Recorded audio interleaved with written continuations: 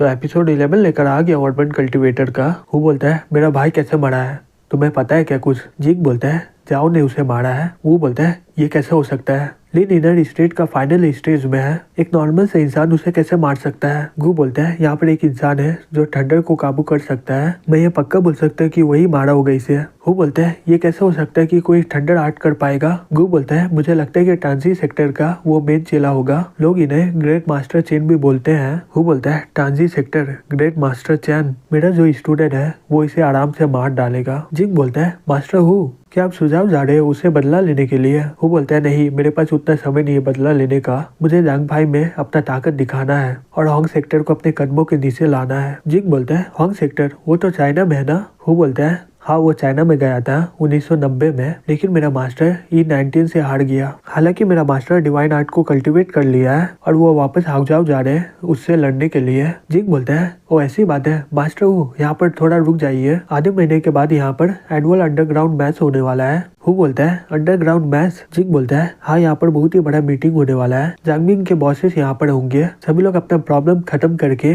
अपने ताकत को बैलेंस करते हैं और मैं ये पक्का बोल सकता हूँ कि जाओ यहाँ पर होगा ही। और मुझे ये भी खबर मिला है कि ये मैच में मास्टर लोग भी लड़ने वाला है, मैं ये पक्का बोल सकता हूँ कि जाओ अपने ग्रेट मास्टर चैन को यहाँ पर लाएगा ही। अगर आप पब्लिक में ग्रेट मास्टर चैन को मैच में मार दोगे तो ये जांग भी आपका हो जाएगा। वो बोलता है ठीक है डील। फिर हमें अगले सीन में दिखाया जाता है जो क्लास में झांक रही होती है, तभी वहाँ पर एक लड़की आके बोलती है हे जू क्या तुम मिर्जाई को खोज रही हो? नहीं नहीं मैं तो चैन फैन को खोजने आई थी। फिर वो चैन को बोलती है अगले हफ्ते मेरा बर्थडे है, क्या तुम आओगे? चैन बोलता है वो तुम्हारा बर्थडे पार्टी, मैं सही में वहाँ पर आऊंगा, तुम तो मेरी छोटी बहन हो। जो अपने मन में बोलती है छोटी बहन। फिर वो वहाँ से जाते हुए बोलती है ठीक है 7 बजे आ जाना, भूलना मत, मैं चलती हूँ। फिर हमें बर्थडे का दिन दिखाया जाता है। जो बोलती है चैन तुम आ गए। चैन बोलता है हैप्पी बर्थडे, ये रहा तुम्हारा प्रेजेंट। जो बोलती है एक गिफ्ट, तुम्हारा शुक्रिया। रैन बोलती है हे इसे मत खोलो, ये बहुत ही खराब मैनर है, क्या तुम गेट में ही खड़े रहोगे, अंदर आ जाओ। फिर वो लोग अंदर आ जाते हैं, तभी जू की मॉम बोलती है तो सभी लोग यहाँ पर आ चुके हैं ना, चलो शुरू करते हैं। हे चू तुम जाओ जू के सभी दोस्तों को यहाँ पर ले आओ। चू बोलता है ठीक है आंटी। तभी उसके बगल से चैन जा रहा होता है और वो उसे गुस्से से देख रहा होता है। चैन अपने मन में बोलता है अगर चू मेरा फिर से अपमान किया तो मैं इस बार इसे माफ नहीं करूंगा,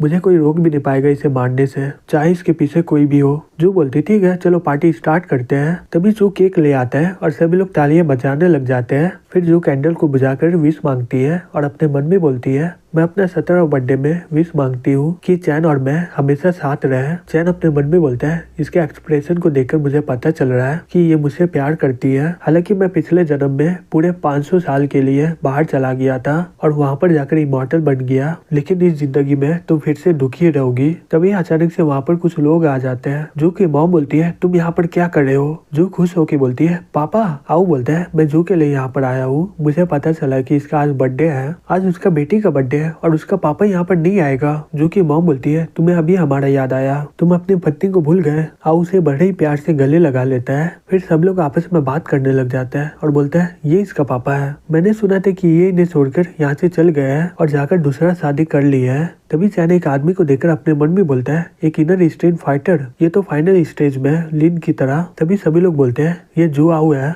हाइडोंग का। हाइडोंग बहुत ही डेवलप और लार्जेस्ट सिटी है जैंगबिंग का, जो वहाँ का बॉस है। दूसरा लड़का बोलता है ये सही में जू का पापा है। आओ बोलता है तो तुम सभी लोग जू के दोस्त हो ना, मैं हूँ जू हाउ हैजाओ से, तुम लोगों का शुक्रिया मेरे बेटी का ध्यान रखने के लिए। हे जू कमांडर कैसा है? जू बोलता है मेरा पापा वो एकदम ठीक है अंकल। आओ बोलता है तो यहाँ पर चैन फैन कौन है? चैन आराम से बैठकर अपना कोल्ड ड्रिंक पी रहा होता है। फिर वो बोलता है हेलो अंकल मैं हूँ चैन फैन। जू बोलती है पापा इसके साथ कुछ मत करिए। आओ बोलता है चिंता मत करो, मैं इसके साथ कुछ नहीं करूंगा, मैंने इसके बारे में बहुत ही कुछ सुना है, प्लीज अपना बर्थडे पार्टी एंजॉय करो। हिचू जू के बगल में बैठो। जो बोलता है ठीक है अंकल। मैंग बोलती है आंटी क्या आपने सुना है क्या ग्रेट मास्टर चेन के बारे में? आंटी बोलती है हाँ बिल्कुल, ऐसा सुना गया कि दोनों मास्टर जैंग और मास्टर वी उनका बहुत ही तारीफ करते हैं, यहाँ तक कि मास्टर की भी उनका तारीफ करते हैं उनके सुपर नेचुरल पावर और कैपेबिलिटी के लिए, वो सही में एक बहुत ही बड़ा मास्टर है। तभी एक लड़का बोलता है क्या ये मैजिक आर्ट सही में ये दुनिया में होता है क्या?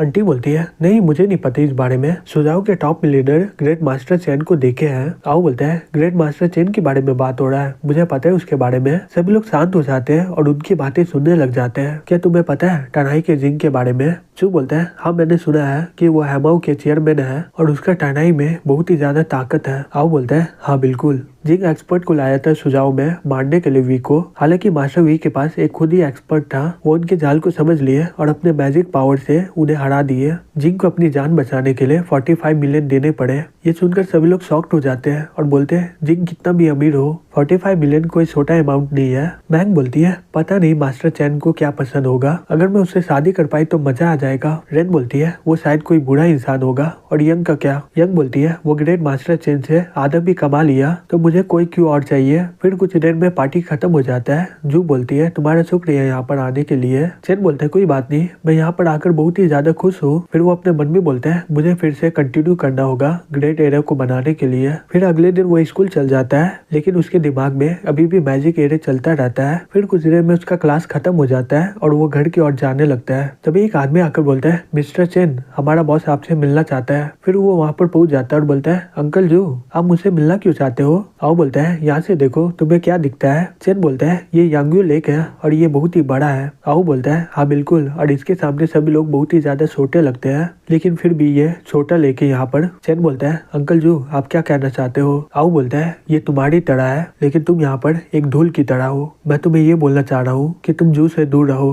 तुम मुझसे शादी करने के लिए लायक नहीं हो। चैन बोलता है वो ऐसी बात है तो किस तरह के लोग उसके लिए क्वालिफाई है? आओ बोलता है वो दोनों के मामले में बहुत ही बढ़िया होना चाहिए फैमिली बैकग्राउंड और कैपेबिलिटी के लिए, लेकिन तुम दोनों के मामले में बेकार हो और बहुत ही भाव खाड़े हो और इसी कारण तुम कभी भी अमीर और ताकतवर नहीं बन पाओगे। तो मैं अपनी बेटी की शादी तुमसे कैसे कर सकता हूँ? चैन हंसते हुए बोलता है मिस्टर जू, मैं उसे अपनी बहन की तरह दिखता हूँ, उसके अलावा मेरे पास दूसरा वजह है अपने पर प्राउड करने का। आओ बोलता है वो तुम्हारा फैमिली बैकग्राउंड या फिर तुम्हारा मार्शल आर्ट स्किल, मेरा पहुंच और पावर तुम्हारा इमेजिनेशन से भी बहुत ही पड़े हुए हैं। चैन बोलता है लेकिन मिस्टर जू ये सभी चीजें आराम से तबाह हो सकता है ना? आओ बोलता है आराम से तबाह हो सकता है, सही में तुम बहुत ही पागल हो। जो भी हो, जब तुम्हें मदद की जरूरत पड़ेगी मेरे पास आ जाना। फिर वो वहाँ से जाते हुए अपने मन में बोलता है मैं सोचा था कि चैन को मेरे लिए काम करवाऊंगा, लेकिन मुझे नहीं लगा था ये इतना भाव खाएगा। चैंग अपने मन में बोलता है ये सोच रहा है कि यांग्यू लेक बहुत ही बेकार है, लेकिन इसे नहीं पता कि पूरा पृथ्वी मेरे सामने एक चावल की दाने की तरह है। दूसरी तरफ आओ बोलता है मैंने सुना है कि जिंग अपने साथ एक एक्सपर्ट को ला रहा है। एक आदमी बोलता है हाँ मास्टर जू, जिंग ये बात को फैला दिया है कि ये मैच के बाद ये जंग भी उसका हो जाएगा। आओ बोलता है मास्टर गू,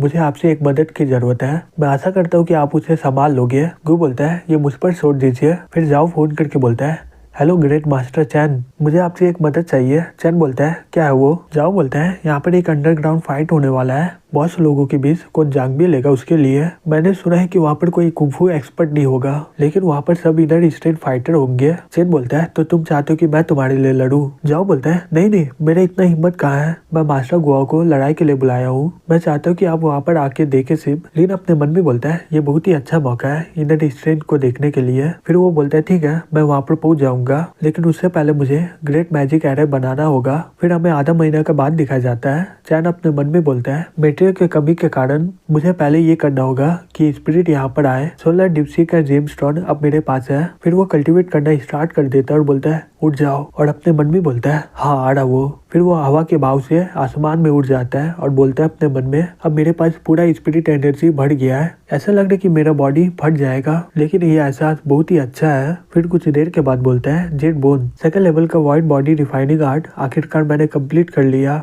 लेकिन ये जेमस्टोन उतना भी बढ़िया नहीं है मेरे पिछले खजाने के मुताबिक, मुझे आगे चलकर इसका सब्स्टिट्यूट खोजना होगा। फिर कुछ देर के बाद उसका पूरा विला पर स्पिरिट आ जाता है। चैन कल्टीवेट करते हुए अपने मन में बोलता है यहाँ पर सब मिलाकर 5 लेवल होते हैं वाइट बॉडी रिफाइनिंग आर्ट का, वो है ice skin, jet bone, silver blood, gold eye और डेयस बॉडी। और यहाँ की स्पिरिट की मदद से मैं जेट बोन में पहुंच गया हूँ। हालांकि पृथ्वी उतना अच्छा जगह नहीं है, मैं आशा करता हूँ कि मुझे कोई अच्छा ओपोनेंट मिल जाए लड़ने के लिए। चलो कल पता ही चल जाएगा।